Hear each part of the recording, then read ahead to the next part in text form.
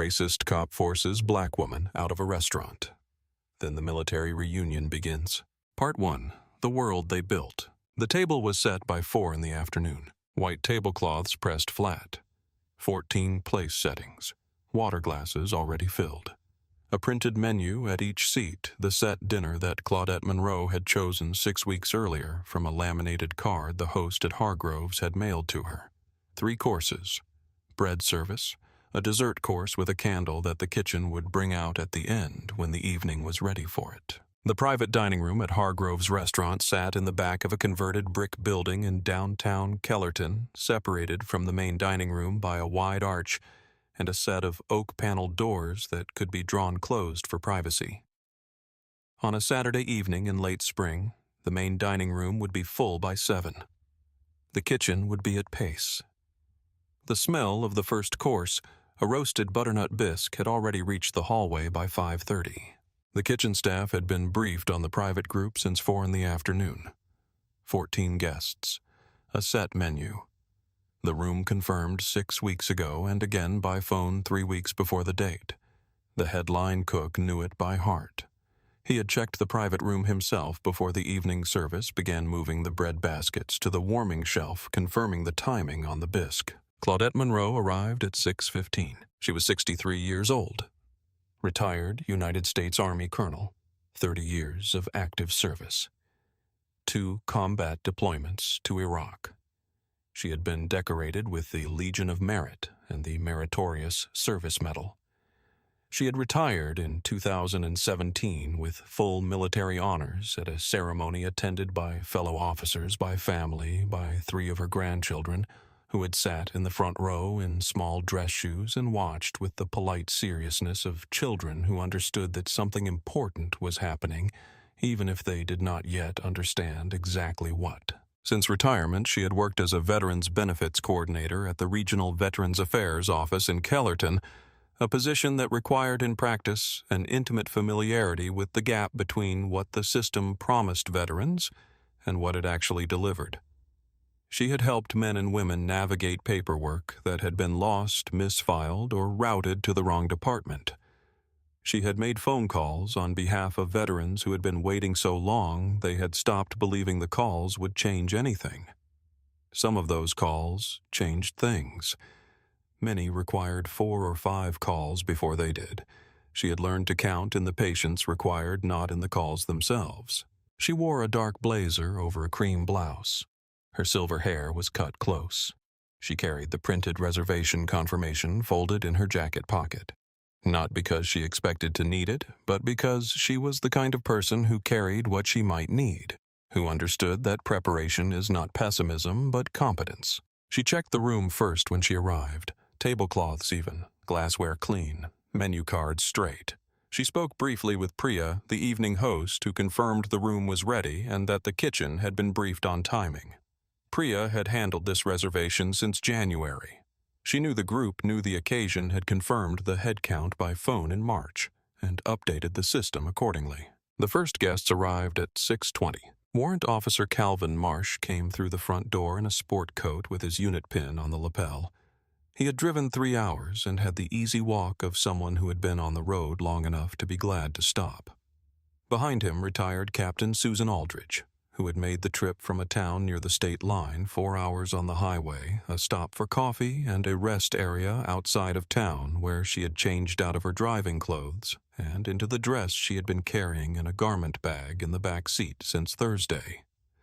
Behind her, Master Sergeant Roderick Tull, who had served 4 deployments across 2 theaters and had not seen Claudette since a handshake at a change of command ceremony in 2013.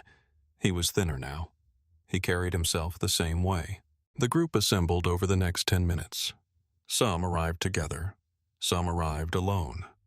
Each one moved through the main dining room with the ease of people who know how to occupy space without taking up more than they need. A nod to the host at the stand. A brief word about the smell from the kitchen. The table filled from the far end, the way that people who have spent years in briefings and formations tend to fill a room from the back, not the front. Without discussion, without arrangement. just the instinct of people who have spent their adult lives in organized spaces. By 6:30, 11 of the 14 had arrived and been seated. The room had the particular warmth of a gathering that has been anticipated for a long time, the slight formality of people seeing each other after years apart, giving way incrementally to the ease of people who know each other in the particular way that shared service creates. Donna Pearl arrived at 6:32. She was 71 years old, retired sergeant major, 32 years of service. She had taken the train from 1,200 miles away, boarding the night before at a station near her home, and arriving at Kellerton Station at 5:40 that afternoon. The trip had taken just under 20 hours. She had brought a book and had read about half of it. She told Claudette later the rest of the time she had mostly looked out the window at the landscape changing and thought about nothing in particular, which was its own kind of rest. Claudette had been at the platform when the train pulled in. Donna moved with a cane, now her left knee, she said. Always the left. Which was a characteristic complaint of certain people who had spent years in the field under conditions not designed for the long-term maintenance of left knees. The cane was practical, not ceremonial. She had selected it for grip and height and had not spent any time wishing she did not need it. She stepped off the train with the particular deliberateness of someone who has decided that a cane is not an inconvenience, but a tool like any other. Claudette had carried her bag to the car. At the restaurant, Donna Pearl took the seat at the near end of the table closest to the door, a position Claudette had planned for her when she arranged the seating without making a point of it. It meant Donna would not have to navigate around chairs to reach the restroom if she needed to. She set her cane against the wall beside her. She accepted a glass of water. She looked at the menu card and said 3 courses and a candle. She said it as though she was making an assessment rather than an observation, and her assessment was favorable. She meant it entirely. The group was 14 people in full. Between them, the sergeant major who had served 32 years and had traveled 1,200 miles with a cane. The warrant officer who had been decorated in the field and had the quiet ease of someone who has long since made peace with the things he has seen.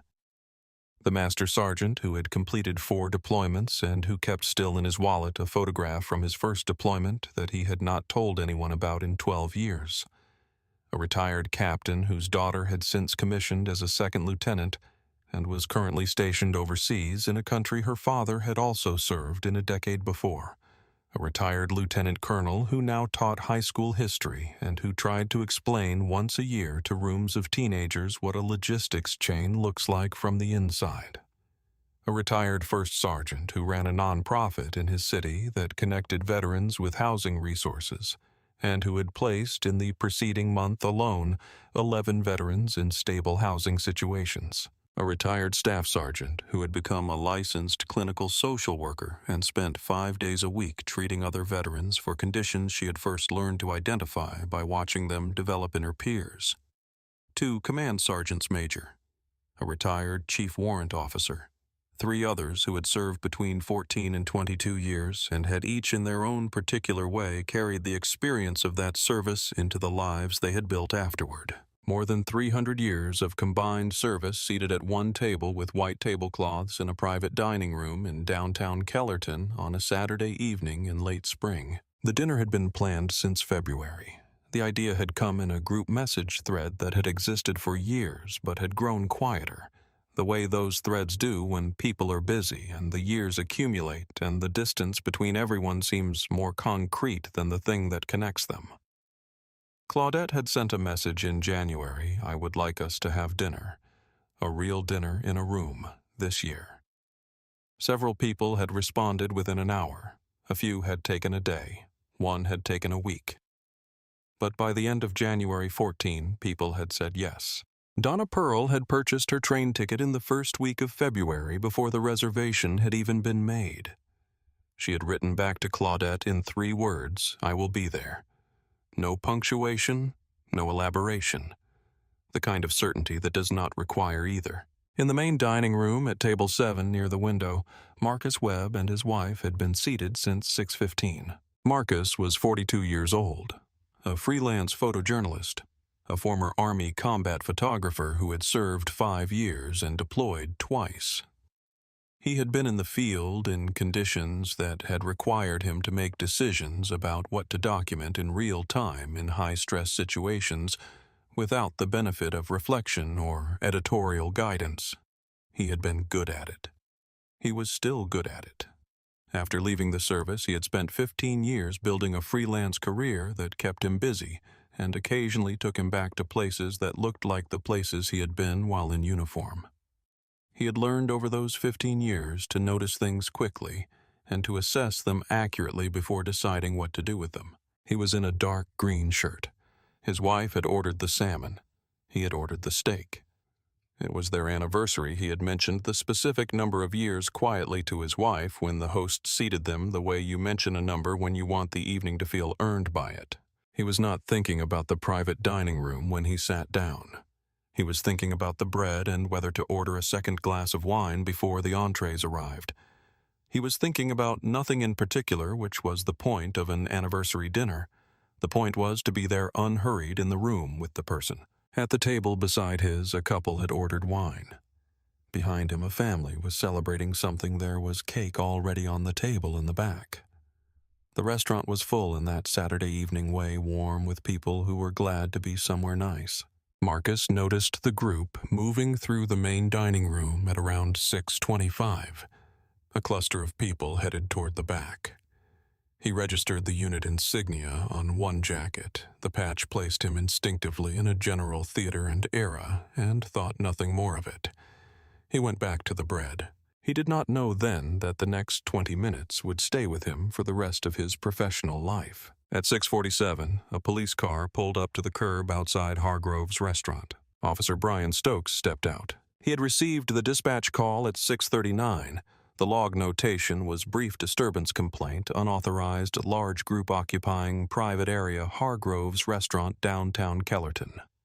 The call had originated from a cell phone. The caller had not identified themselves. The complaint had been filed as a non-emergency and categorized by the dispatcher as a minor disturbance. Nothing about the notation flagged the need to verify a reservation before acting. Stokes did not call the restaurant before driving over. He did not ask the dispatcher whether a reservation had been confirmed. He parked the car and walked to the front entrance. He did not slow his pace when he reached the host stand inside the door where Priya was standing at her station with the reservation management system open on the screen directly in front of her. Claudette Monroe's name at the top, the party of 14, confirmed for the private room, the date and the confirmation number both clearly visible. He walked past the stand. Priya called after him. He did not stop. He walked down the short corridor to the private dining room. He pushed open the door. Part 2, First Contact. The room fell quiet. Not the startled quiet of people caught off guard. The controlled quiet of 14 people who have been in enough high-pressure rooms to know that the first thing you do when a situation walks through the door is assess it before you respond to it. The kind of quiet that is itself a form of discipline. Stokes stood in the doorway. He was in his early 40s in uniform, and he had the posture of someone who had arrived with a purpose already decided before he walked in. He looked at the table. He looked at the people seated at it. He said, "What is the nature of this gathering?" Claudette Monroe had been seated near the center of the table. She set down her water glass. She did not stand. She said, "This is a private military reunion dinner. I organized it. I hold the reservation for this room." The reservation was confirmed in writing and by phone. She said her name clearly and without heat. Stokes said there has been a complaint filed. Unauthorized large group in a private area. I am going to need this group to vacate the room. The table stayed still. Claudette stood then. She was not a tall woman, but she stood in the way of someone who has spent decades in rooms where standing means something, where the act of rising is not a reaction to pressure, but a decision about how to occupy the moment. She reached into her jacket pocket and removed the printed reservation confirmation. She unfolded it and held it toward Stokes. She set her retired veteran identification card on the table where he could see it plainly. She said, "This is the reservation confirmation. This is my name. This is the date.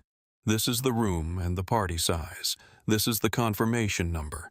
This room was reserved in January and confirmed again in March. Stokes looked at the papers. He stood in the doorway and he looked at the papers in her hand and at the identification card on the table. He spent approximately 3 seconds looking. Then he said, "A reservation confirmation does not override a filed complaint.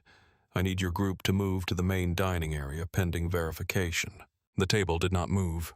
To understand what happened in that room, it is useful to understand what had already happened before. In the 14 months prior to that Saturday evening, Brian Stokes had responded to 2 other incidents involving black patrons at public and semi-public establishments in Kellerton.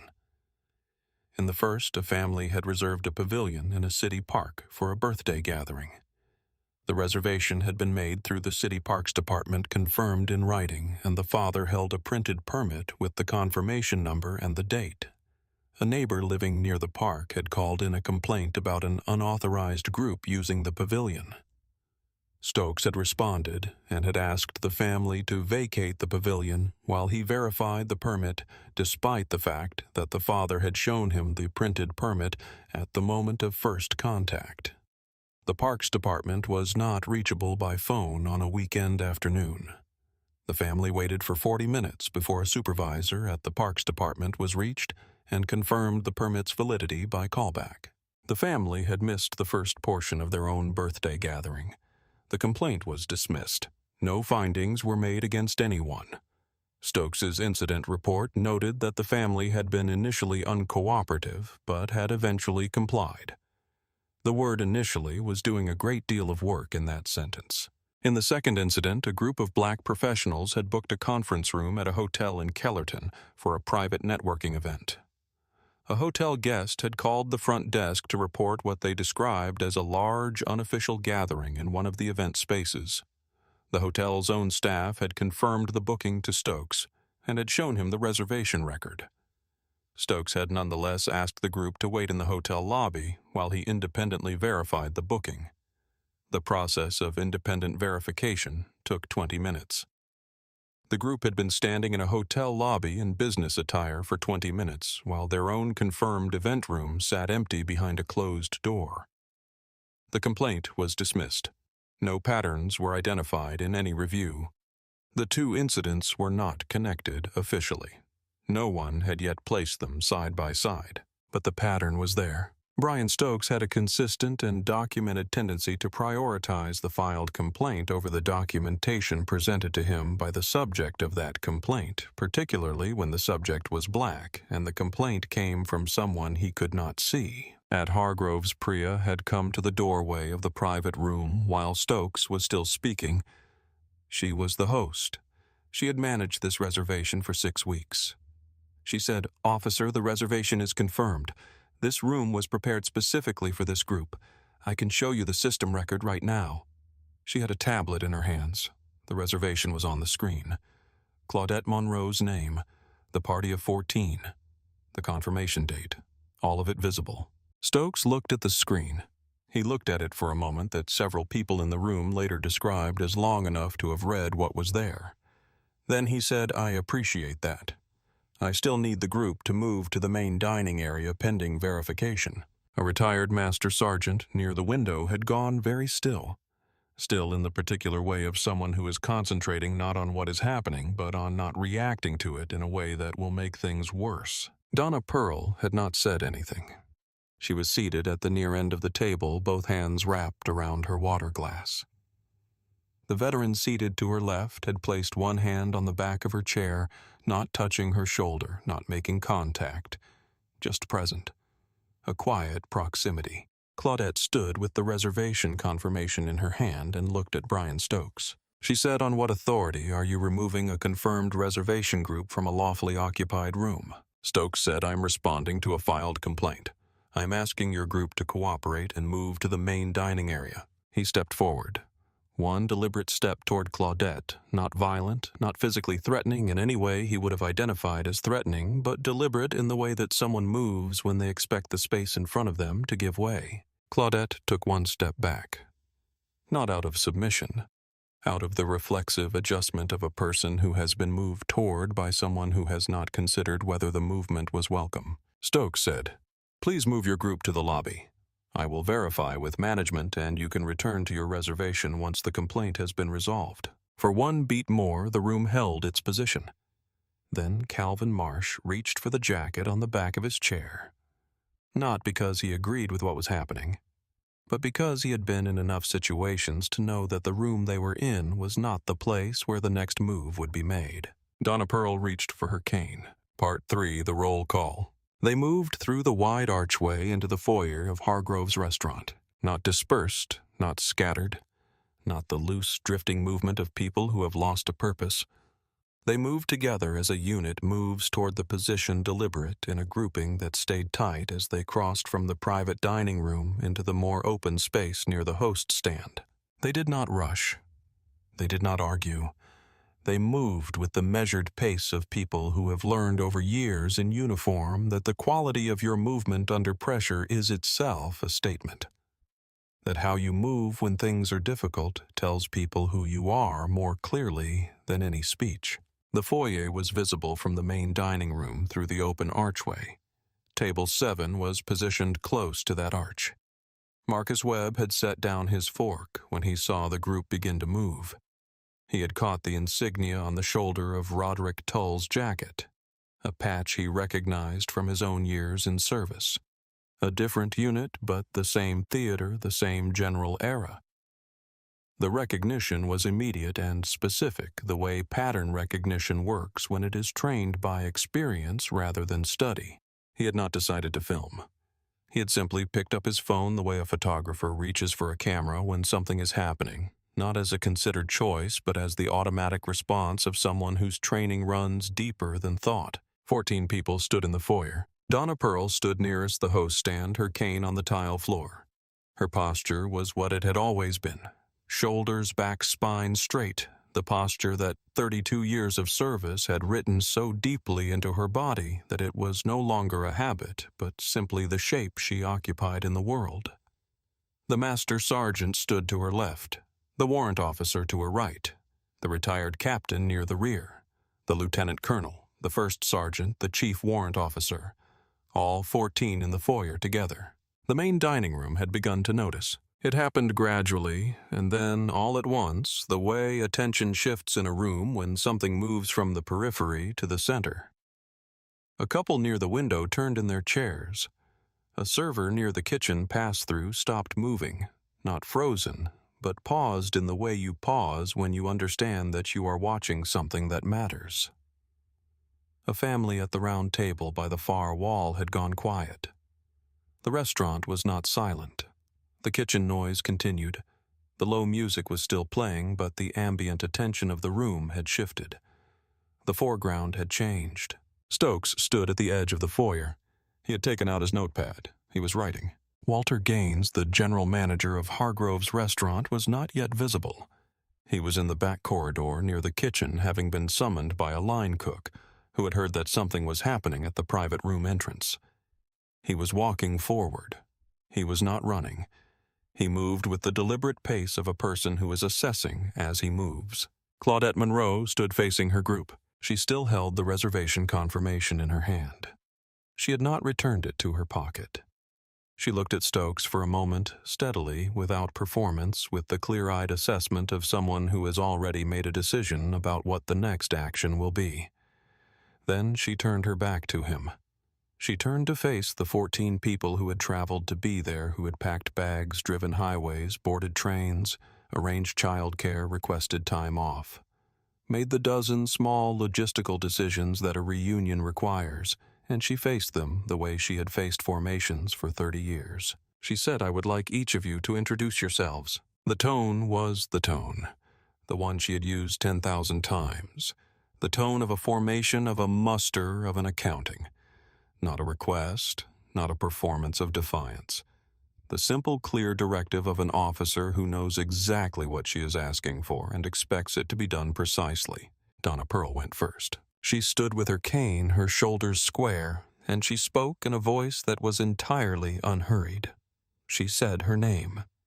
She said her rank Sergeant Major United States Army retired. She said her years 32. Then she was quiet, clean, and complete the way you state a fact that requires no adjective. The warrant officer next. Name, rank, years of service 24, stated in the same register, the same measured calm. The master sergeant. Name, rank, 4 deployments, 21 years. The retired captain. Name, rank, 18 years. Currently serving on the board of a veterans transition program in her state. The lieutenant colonel. Name, rank, 26 years. Teaches history now to students who were not yet born when he was serving. Tells them once a year what a formation looks like from inside one, because he believes that knowing the shape of something from the inside is different from reading about it. The first sergeant. Name, rank, 19 years. Runs a housing non-profit in his city. In the past 12 months, he has placed 34 veterans in stable housing. The staff sergeant, now a licensed clinical social worker. Name, rank, 17 years of service. 5 years of practice treating veterans with conditions she first learned to name by watching them develop in people she served alongside. The first command sergeant major. Name, rank, 28 years. The second command sergeant major. Name, rank, 22 years. The chief warrant officer. Name, rank, 20 years. The retired staff sergeant who now managed a regional veterans outreach program. Name, rank, 15 years. The retired sergeant first class who had deployed twice and raised a son who was now serving. Name, rank, 20 years. And the retired specialist, the youngest veteran at the table. The one who had sat quietly near the end through the dinner, who had traveled 600 miles and had not said very much, but had been entirely present listening. She said her name. She said her rank. She said her years 14. In the same voice as everyone before her. No drama, no raised volume, no performance of emotion for the room that was now watching without eating. Each introduction was delivered in the register of a report, the register of a muster, the register of people who have spent decades in formations and for whom the act of stating their name, their rank, and their years is not a gesture, but an accounting the plainest, most accurate, most inarguable thing they can offer. Not a claim. A fact. The main dining room was fully quiet now. The server near the kitchen pass-through had not moved in over 2 minutes. Her tray was still at her side. She was watching. The couple near the window had turned fully around in their chairs, not pretending to look elsewhere, not performing discretion. They had turned because something was happening and they understood that it mattered. The older man at the bar had set down his glass. The family at the round table had pulled their 2 children slightly closer in the reflex of parents who recognize that their children are watching something that will matter to them later, even if they cannot explain it now. Marcus Webb was filming from table 7. His phone was level. He had been trained to keep the camera steady. He kept it steady. Stokes had stopped writing on his notepad. 14 introductions. The accounting ran like a current through the foyer, name after name, rank after rank, year after year, and each one landed in the room with a weight that accumulated. 300 and more years of combined service stated in the foyer of a restaurant because a police officer had walked past a confirmed reservation record and asked these 14 people to leave the room. They had reserved, confirmed, and traveled hundreds of miles to occupy. There was a man standing near the bar who had not moved in the last 4 introductions. He was holding a glass that he had stopped raising to his lips. He was not someone who knew these people. He had no connection to the military. He was in town for a business dinner that had ended early, but he stood at the bar and he listened to name after name, rank after rank. And something in his expression changed the subtle shift of a person who is witnessing something they had not expected to encounter and do not have a ready category for. Later in the comments of the video, a person who identified themselves only as a regular at Hargroves wrote, "I was there. I did not know what was happening at first. Then I understood. I have not been able to stop thinking about it. The names, the years, the way they stood. The foyer was completely still when the last introduction was given. Then it was Claudette Monroe's turn. She stood at the front. She had put nothing away. She was not performing calm. She simply was calm in the way of someone who has spent a career in situations that required it. She looked at Brian Stokes. He was standing 5 feet away. He had his notepad in one hand. The pen was not moving. She said her name. She said her rank colonel, United States Army, retired. She said her years 30. She paused, one breath, one beat of absolute stillness. Then she said, "We have a reservation." 5 words, stated without emphasis, without drama, without the inflection of someone who is making a point, in the same flat factual register as the 14 introductions before it. The foyer did not move. From the hallway that led back toward the kitchen, Walter Gaines stepped into the foyer. He was a tall man in his mid-50s, with the particular bearing of someone who has managed restaurants for long enough to have seen almost everything, and to have developed through that experience a very clear sense of what almost everything means. He had been standing in the hallway for the last 4 introductions. He had heard enough. He had seen enough. He was standing directly behind Brian Stokes. He did not raise his voice. He said, "Yes, you do." He stepped around Stokes. He walked past the host stand, past the edge of the arch, to the oak panel doors of the private dining room. He placed his hand on the door. He opened it. The kitchen staff at the pass-through could see the doorway from their position. The server, who had been standing motionless for 2 minutes, began to move. The first course, the roasted butternut bisque, had been kept warm on the shelf where the head cook had placed it an hour earlier, because the head cook had understood that a dinner planned for 6 weeks by 14 people does not simply evaporate because something unexpected has happened. Claudette Monroe looked at Walter Gaines for a moment. She nodded once. Then she turned to her group. She said, "All right," and they walked back into the room. Marcus Webb pressed stop at 6:58. The video was 11 minutes and 40 seconds long. He did not watch it immediately. He set his phone on the table and picked up his fork and looked at his wife, who looked back at him, and neither of them said anything for a moment. Then he said, "Happy anniversary." And she said, "Happy anniversary." And they finished their dinner. Brian Stokes was still standing in the foyer, holding his notepad when the oak-paneled doors closed. Part 4. What happened after the door closed? The first course was served at 7:05. The bisque was exactly the right temperature. The bread arrived in a cloth-lined basket, still warm from the shelf. Donna Pearl unfolded her napkin and placed it across her lap without ceremony. She picked up her spoon. The sound of silverware returning to its natural purpose. The sound of a room resuming what it had come to do moved around the table like something released. For the first few minutes, Donna Pearl did not say anything. She ate. She looked at the table. She looked at the faces she had traveled 1,200 miles to see again. Then she set down her spoon and she looked at Claudette at the other end of the table and she said, "Same as always, Claudette." It was the highest compliment she knew how to give. It carried 32 years of shared experience in 4 words. It meant you did exactly what I knew you would do. It meant you held the line and you held it the right way, and I was not surprised, not even for a moment. It meant I am glad I took the train. Claudette said, "Eat your soup, it is good," and the dinner resumed. In the foyer, Brian Stokes sat at the host stand and completed his incident report while the sound of conversation and cutlery drifted faintly through the oak-paneled doors behind him. His report was 3 paragraphs. It noted that a large group had been gathered in the private area of the restaurant, that a complaint had been received and dispatched, that he had responded and directed the group to the lobby area pending verification of the reservation, and that the restaurant's general manager had subsequently confirmed the reservation, and the group had returned to their reserved space. Complaint resolved at 7:15. He did not note that the reservation had been in the restaurant system before he arrived. He did not note that the host had attempted to show him the reservation record at the front desk before he had entered the private dining room.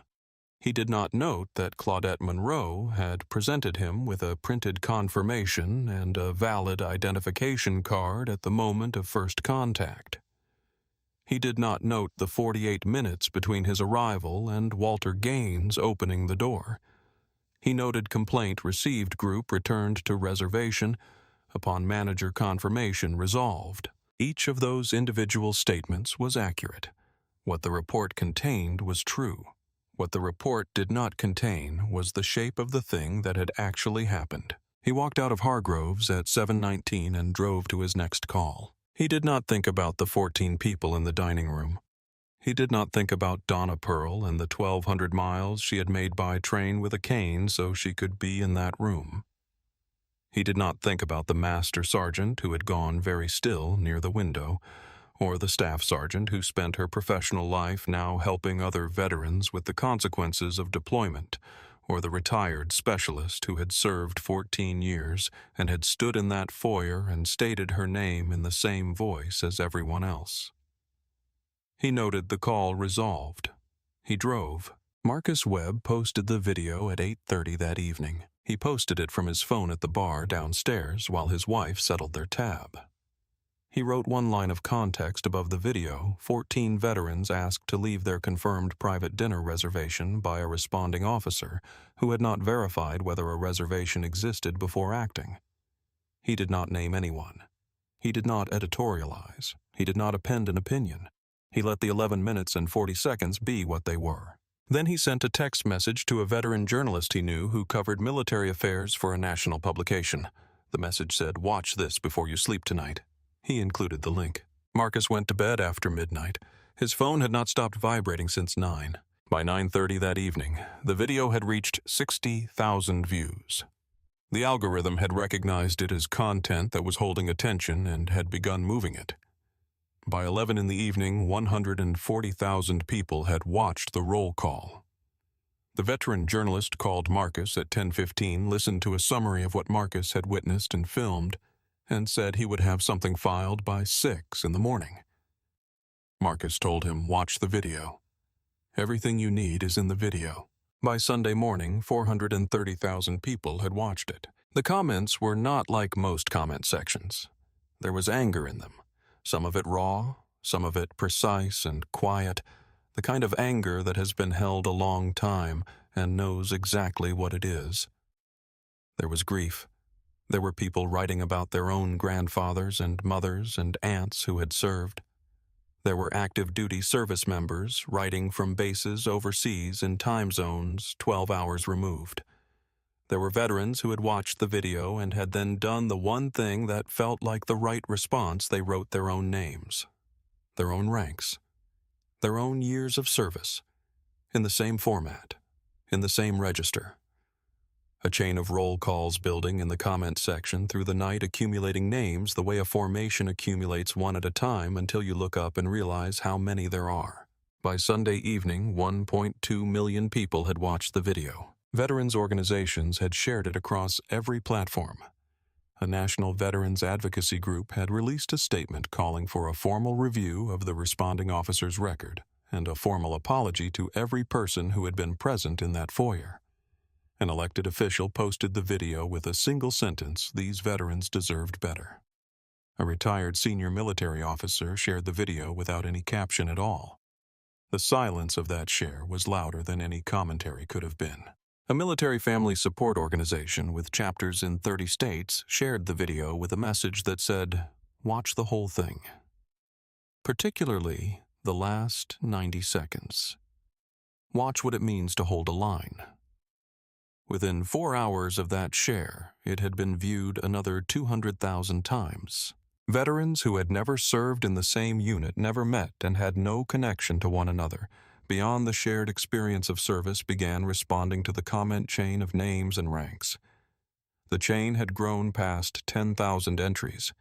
It was still growing Sunday night.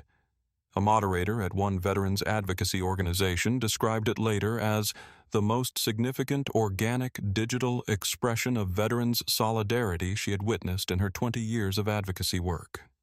It had not been organized. No one had sent a call to action. People had simply watched 14 people introduce themselves in a foyer and had understood immediately and without instruction what the right response was. In the private dining room at Hargroves, none of this had happened yet. At the table, the dinner was what Claudette had planned it to be for 6 months. The second course came. Then the entrees. The conversation that had been deferred for years across the distance of separate states and separate lives moved around the table with the ease of people who have known each other long enough that there is no need for preamble. Roderick Tull told a story about a supply chain misfire in the early 2000s that had resulted in a pallet of the wrong variety of pasta arriving at a forward operating base in quantities that exceeded all reasonable explanation. Donna Pearl was, by her own account, not responsible for this. This was disputed with great warmth. The lieutenant colonel, who had been a junior officer at the time and had eaten the pasta for 11 consecutive days, stated his position on the matter with clarity and humor. 4 people at the table put down their forks and laughed in the particular helpless way of people laughing at something they have needed to laugh at for a long time. The first sergeant talked about his nonprofit, about a veteran he had placed in stable housing the previous month after 7 months of navigating a bureaucratic obstacle course that should not have existed. He said the veteran was 26. He said he reminded him of the specialist at the table. She raised her water glass. The staff sergeant, now a clinical social worker, talked about the moment in her 3rd year of practice when she had understood that the thing she had spent her career treating in her patients was the same thing she had spent years not naming in herself. She said it matter-of-factly, the way you say something when it has been processed enough that the saying of it is not the hard part. Several people at the table nodded in the way that people nod when a thing is named that they have also been carrying. Dessert arrived at 9:40, a small 3-tiered cake with a single candle. The kitchen had added it without being asked. Walter Gaines had arranged it quietly after the foyer without announcement as a statement of intent rather than an apology. The candle arrived lit. Claudette looked at the cake for a moment. Then she leaned forward. She blew out the candle. The smoke rose and dispersed. She said same time next year. Every person at the table said yes, not the polite yes of a social convention, the flat declarative yes of people who have made a decision and are stating it. Donna Pearl said yes, first, without hesitation in the voice she used for things she had already determined. The video of the roll call had already been shared 100,000 times by the time the dessert plates were cleared. But none of that was at the table. At the table, there was the dinner that had been planned since February, and the people who had traveled for it and the years behind all of them and the years ahead. Part 5. The Reckoning. Monday morning arrived at the Kellerton Police Department with the particular weight of a Sunday evening that had not gone quietly. The Public Affairs Office had received over 2,000 individual emails by 8 in the morning. Not form letters, not copies of a template. Individual emails from veterans and family members of veterans and people who had watched the video and had specific, precise, personal things to say about what they had seen. The inbox had begun to fill Sunday afternoon and had not stopped. A staff officer who opened the system at 7:45 described the volume in a memo that morning as significantly exceeding anything the department had received in response to a single incident in the past 5 years. 2 city council members had issued written statements before 9. The first statement was measured careful and direct. It noted that 14 decorated veterans with over 300 years of combined service had been asked to vacate a confirmed private dinner reservation by a responding officer who had not checked whether a reservation existed before directing them to leave. It called for a full investigation, a public accounting of the officer's response, and a formal apology extended to each of the 14 veterans who had been present. The second statement was shorter and plainer. 14 veterans were asked to leave a room they had reserved. This is not acceptable. By mid-morning, a third council member was drafting a letter to the department's Civilian Oversight Board. Stokes's supervisor had the incident report and the video open simultaneously on his desk at 9 in the morning. He watched the video once. He read the report. He watched the video a second time, more carefully. Pausing at the portion where Priya, the host, approached Stokes with the reservation record visible on the tablet, and Stokes's voice was clearly audible, saying, "I still need you to move your group." He watched it a third time, specifically watching the roll call. the 14 introductions, the measured voices, the room of diners turning the absolute stillness before Claudette Monroe said we have a reservation. Then he read Stokes's incident report again. The gap between what the report described and what the video documented was not a gap of facts. The facts the report contained were technically accurate. What the report had done was omit the shape of the event, had described the outcome without the process, had noted the resolution without accounting for what had been required to reach it. He called Stokes in at 10. Stokes said the complaint had been valid. He said his response had been appropriate to a valid complaint. He said the documentation had been verified by the manager, and the group had returned to their reservation. He said the situation had been resolved. He said all of this in the tone of someone who has organized the facts into an account that is defensible and has decided to stand behind it. His supervisor said the reservation was confirmed before you entered the building. Stokes did not have an immediate answer for that. The administrative review was formally opened at 1 that afternoon. The two prior incidents, the Park Pavilion permit the hotel conference room, were pulled from the files and placed under joint examination alongside the Hargroves incident. A veterans advocacy organization attorney had submitted a formal public records request for Stokes's complete incident history before noon. The request would take time to process, but it had been filed and the department knew it had been filed.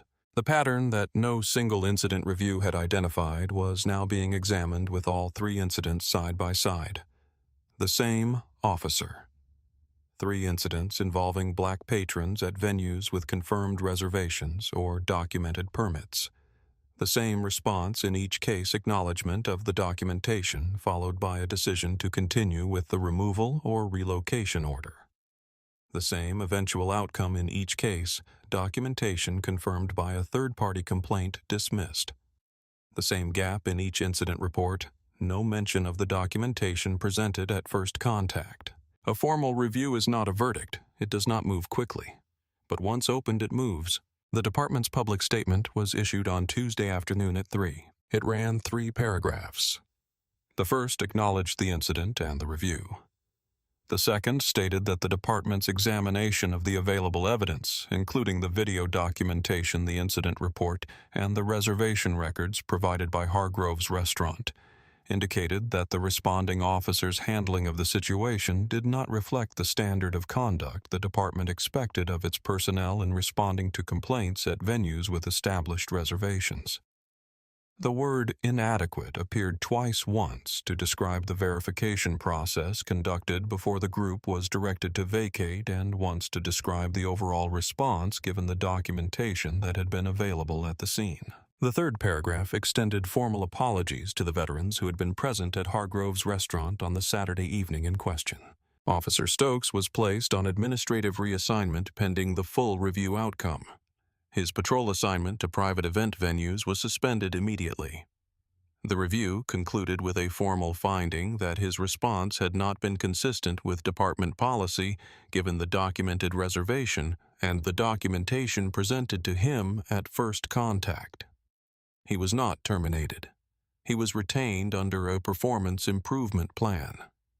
He was required to complete mandatory training on responding to complaints at reservation-confirmed events. He was required to complete additional training on documentation assessment protocols. Whether those trainings altered anything fundamental about how he understood the situations he had responded to over the past 14 months was a question the training could not answer. Hargroves Restaurant issued its own statement on Monday. It was direct and without qualification. The reservation had been confirmed 6 weeks in advance. The room had been prepared for the party. The group had been entitled to be in that room from the moment they arrived.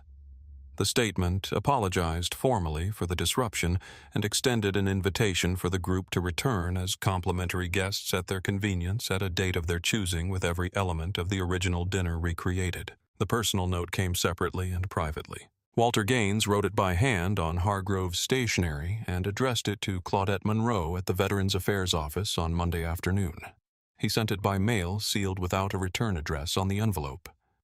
Inside, I have been managing restaurants for 22 years. I have never been prouder to open a door.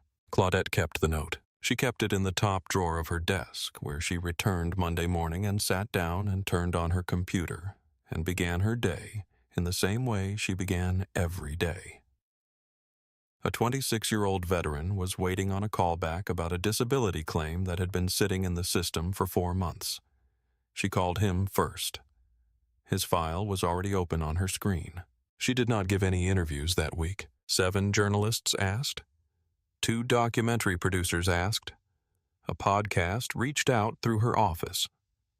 A national radio program sent a formal request. She declined them all. She had prepared a single written statement, 1 paragraph confirming the facts of the evening and expressing gratitude to Walter Gaines and to the veterans who had been present, and she provided that statement in writing to the 2 outlets her daughter had flagged as credible. She was not being modest. She was being precise about what she had and had not done. The dinner had happened. The roll call had happened. The door had been opened. The record was what it was. She did not need to add to it. She had been the one to turn from Stokes and face her group and ask them to introduce themselves. That decision had been made in a fraction of a second in the foyer with 14 people around her who had traveled to be there and a general manager somewhere in the back of the building who had not yet arrived. She had made the decision the way she had made 1,000 decisions in 30 years, quickly, cleanly, from the knowledge of what the moment required. She had not thought about whether it was the right thing. She had simply known it was. That was not something she needed to explain to anyone. It was not something that required 14 interviews to be understood. The video contained everything. The video was 11 minutes and 40 seconds of people being exactly who they were. That was enough. That was in fact the whole point. Marcus Webb gave 3 interviews across Monday and Tuesday. He told the story the same way each time I recognized the insignia. I picked up my phone. I filmed what was there. The video shows you everything. I am a veteran and a photojournalist. Those are the 2 things that were both true in the same moment.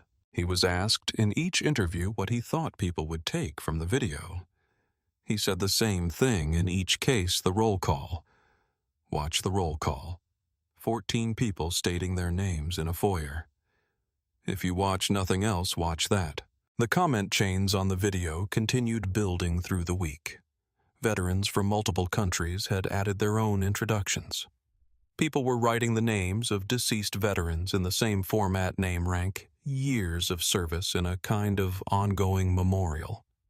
A high school history teacher in a distant state had shown the video to 4 classes and had spent 2 weeks afterward responding to emails from students who had questions she had not expected 17-year-olds to ask with that particular directness.